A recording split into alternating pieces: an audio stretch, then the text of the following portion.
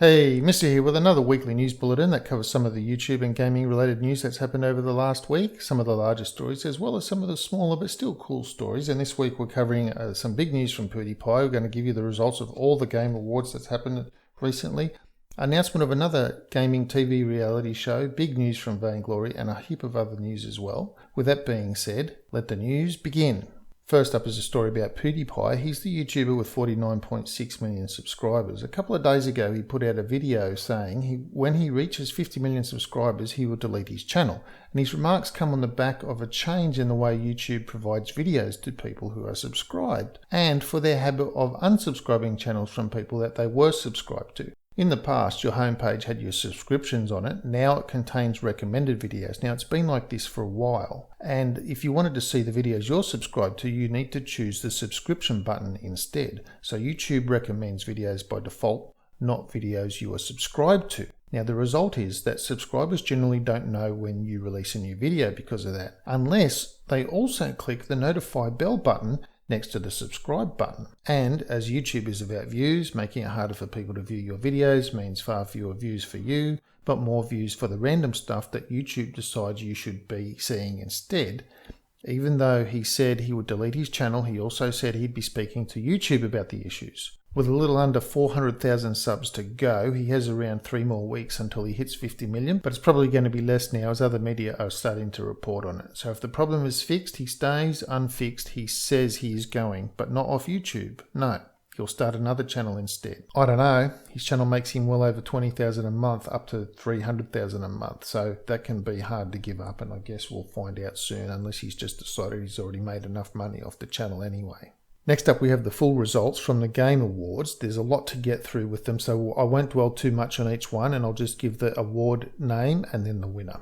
Anyway, so what we have is, taking out Game of the Year was Overwatch. Best Studio/Game Direction goes to Blizzard for Overwatch. The Best Narrative goes to Uncharted 4, A Thief's End. Best Art Direction goes to Inside. Best Music/Sound Design goes to Doom. Best Performance as a Voice Actor or Motion Capture Work goes to Nolan North for his work as Nathan Drake in Uncharted 4. The award for Game Impact, which is sending a social message, goes to That Dragon Cancer. Best Independent Game goes to Inside. Best VR Game goes to Res Infinite.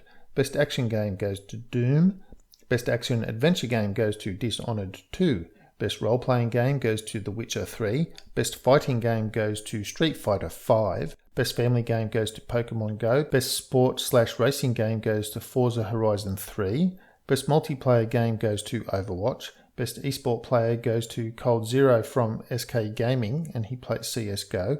Best Esport Team goes to Cloud9, and interestingly, last year's winner Optic Gaming was not one of the nominees this year. Best Esport Game goes to Overwatch, Most Anticipated Game goes to Legend of Zelda, and the Best Trending Gamer goes to Boogie2988. He has 3.7 million subscribers to his channel, and he beat out Jacksepticeye, who has 13.3 million subscribers to his channel. If you haven't seen Boogie or his character Francis, who needs to knock something over by the time any of his rants end, I do recommend you check them out, and I'll put a link to his channel down below. And finally, the best mobile or handheld game goes to Pokemon Go, beating out Clash Royale. And frankly, this one took me a little bit by surprise, seeing as Pokemon had been around for what felt like 5 seconds, came and went within a month or two. The developers had turned off and deactivated the Pokemon radar, so there was no way for a player to even find a Pokemon, which was the entire object of the game, of course, unless that player was happy to wander around aimlessly. And, well, I think the Google Trend chart shows a clear picture, so this one puzzles me a bit. But seeing as it is a fan voted, I guess Pokemon fans had time to vote, seeing as it was nigh on impossible to find Pokemons, while Clash Royale players were too busy playing. Anyway, those are the results for the Game Award 2016. I'll copy the list into the description below so you can see them down there. As Overwatch took out a few things this year, the next bit of news is kind of fitting, and that is ESL, an esports gaming organiser, has announced that Overwatch will be added to the roster for the Intel Extreme Masters tournament being held in Gyeonggi, South Korea from December 16. 6 professional teams will be competing for $100,000, and as George Wu, Intel's esports marketing manager, said in a statement, Overwatch is a fantastic source of esports competition and its popularity is exploding, which is why we're thrilled to add the title to Intel Extreme Masters Gyeonggi. Next is a story about another game-based TV reality show. I've previously reported on Candy Crush and CSGO. Well, this week it's Halo 5. Back in May, Lionsgate TV and ESL, who I just mentioned, struck a deal with Pilgrim Studios to bring esports-related content to mainstream TV. Well, in a deal between Pilgrim and 343 Industries, who make Halo, they'll be creating a reality TV show based on the game.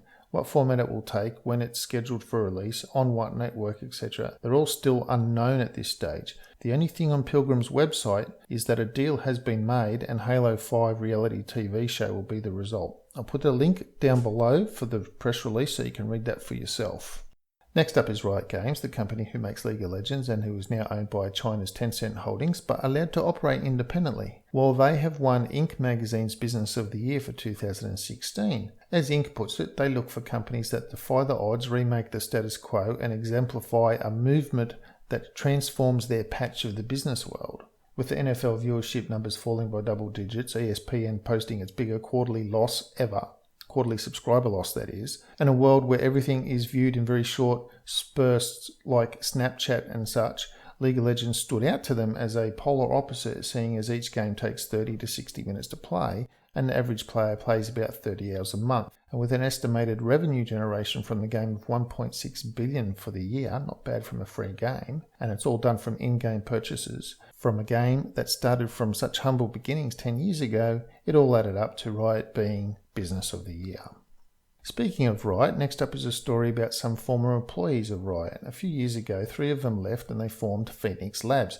Well, together with some others, they've been working on a game, and that game, called Dauntless, is a co-op action role-playing game that will be a free-to-play PC game and be released in 2017. And at the moment, they are offering places as a beta tester. You'll find links down below for the announcement trailer and for their website where you can sign up. At the moment, it also appears to be a game where you and your buddies team up to fight large monsters. Other than that, I guess we'll have to wait and see as the game draws nearer to release and they put out teaser videos.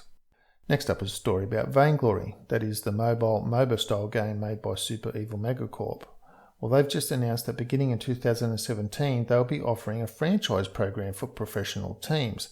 Now, there are already professional teams, such as those with Cloud9 and SK Gaming, but this is a way for Super Evil Megacorp to share the esports revenue the teams help to create, as well as assist in the digital and physical merchandising sales. The franchise holders will not automatically earn a spot in the top competition though. They still need to qualify and perform just like everyone else, but the company expects the close collaboration to help level up esports across the board. The first 8 franchise holders and more details will be announced in early 2017 ahead of the start of the spring season. Also for Vainglory, they have an update happening in December 14 that they say will address a lot of the players' most requested features and will add new dimensions to the gameplay itself. Also in 2017, they will be releasing a developer API that allows for access to player stats, match results, and in-depth items and hero matrices. And lastly for Vainglory for this week is the announcement that the founding CEO, Bob Daly, will take on a new post as president, and the chief business officer and current COO, Christian Segestral, will step in as CEO. And finally for this week, we have an interesting story about an offshoot from the Angry Birds makers Rovio. It is called Hatch, and it will be a service kind of like Netflix. From what can be gathered from the press release, you pick a game to play but do not download it. Instead, you stream your inputs to their server where the game resides and essentially play it remotely. As such, there are no in-game purchases to be made, so the revenue model for the developers is looking to be one of advertiser supported. Also, your friends will be able to watch you play via the stream and even join your game somehow. They claim to have about 40 publishers already on board, and you can sign up for early access. I'll link to the press release below if you want to read it, as well as their main website and introduction video. Suffice to say, it will be soft launching in 2017 on Android. Anyway, that's it for this week's news bulletin. You'll find links to the YouTubers and articles and things mentioned down below. Thank you so much for tuning in. I do appreciate it. Please comment to let me know which story you liked the most or which stories you would like to hear more of. Please leave a like, leave a thumb up, and subscribe to the channel so you don't miss out on any other news bulletins. And until I see you in the next video, stay frosty.